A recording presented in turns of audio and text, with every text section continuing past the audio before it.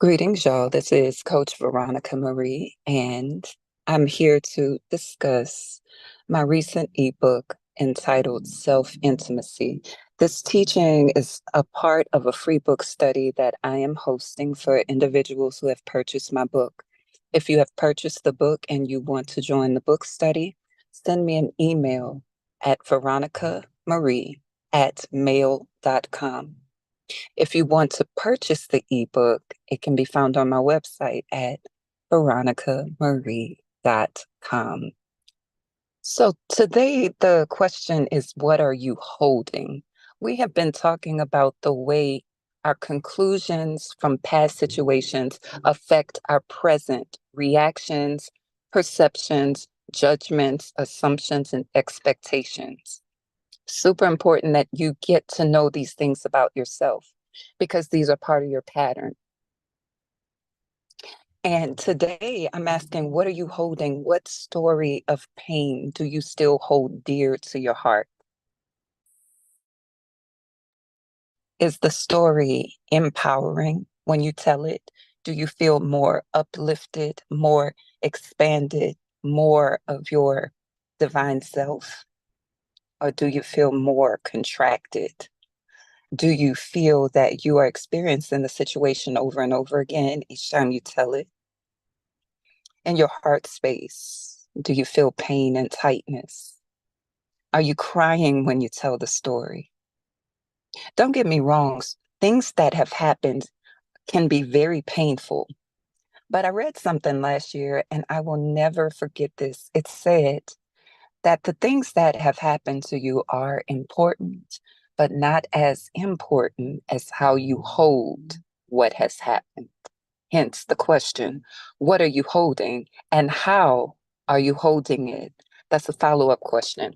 No doubt you've been through things, no doubt you've had challenges to overcome because every human has. However, some humans are growing, expanding, evolving, and shifting even though that had happened, because they are taking an empowered stance, and some are still spinning on a wheel of never ending turmoil, trigger, and questions of why. I'm not saying don't ask why. I'm saying ask why and leave the answer to come to you when you can handle it. You always get answers when you're ready, when you can handle it. The answers to your questions don't come prematurely. They don't come because you're frustrated. They don't come because you've had enough. They come when you're ready. So if you don't have an answer, it's not time. However, in the meantime, you can be asking other questions. And I give these questions all the time. Now that this is happening, what do I need to know? What do I need to see? Look back at your patterns.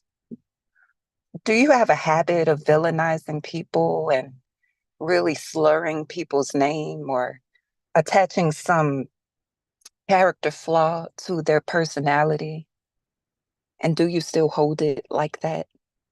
It's time to release it and turn, we call that alchemizing, turn this not so useful thought process into something useful, right? As we continue, we will continue talking about how to do that. But first, you need to see number one, that you do it. Number two, that it affects you negatively. And you have to be ready to let go. Anything you're still holding on to it, even if you're listening to me and you feel a little resistant to something I'm saying, it as well. Don't push past it. Don't try to go farther with it. Just acknowledge I'm contracted as she's talking, and I'm not really ready to think on that level, or I don't see it that way right now. It's okay. I'm very much here for honoring where you are and how you are, because I understand in this evolutionary process, we get what we need at every junction on the road, right? So that is it. The question is, what are you holding and how? Because believe me, if you are holding a hurtful story and a victimized energy, or let's say a powerless energy, if you are holding character flaws and slights against people, you definitely are not growing forward. That story cannot be released because you hold it in your memory in a painful way. Now, before I go, I want to be clear. I'm not talking about positive thinking because some people think that positive thinking is going to resolve everything, and it's not going to resolve anything. It's a coping mechanism, it works temporarily. That's not what I'm talking about.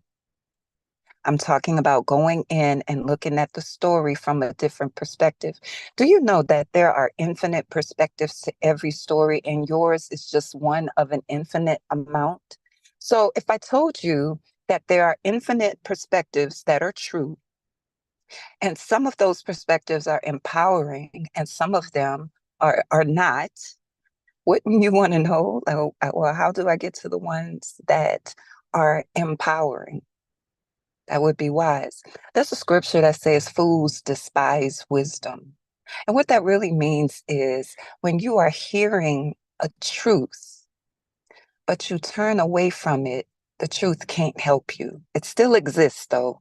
It just can't help you. My name is Veronica Marie, and I am a coach, a fitness coach. I offer personal training, one-on-one and group sessions, online and in person, personal stretch sessions as well. And I'm an emotional wellness coach. You can find me at veronicamarie.com, and I'll